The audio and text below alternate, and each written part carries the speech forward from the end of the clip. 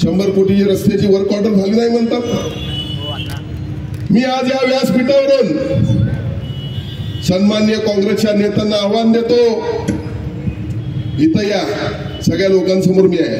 बिंदू चौकात बोललो तर बिंदू चौकात येतो आणि कुठल्या क्रीडांगणावर बोलणं असलं तर या आणि तुम्ही या अंबाबाईला कपिलेश्वराला स्मरून सांगायचं, जर या 100 कोटीची वर्क ऑर्डर झाली नसेल तर मी माझा राजकीय संन्यास घेतो आणि जर झाली असेल तर तुम्ही तुमचा राजकीय संन्यास घ्या।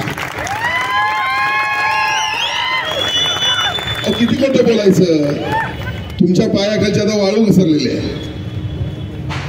हे व्हिडिओ असे 100 आणून देतो, काय मला फरक पडत नाही, कारण यावेळी जनतेने ठरवलेलं आहे की कुठल्याही परिस्थितीमध्ये शिवसेनेचा भगवा विधानसभेवर फडकवायचा जनतेने ठरवलेला आहे।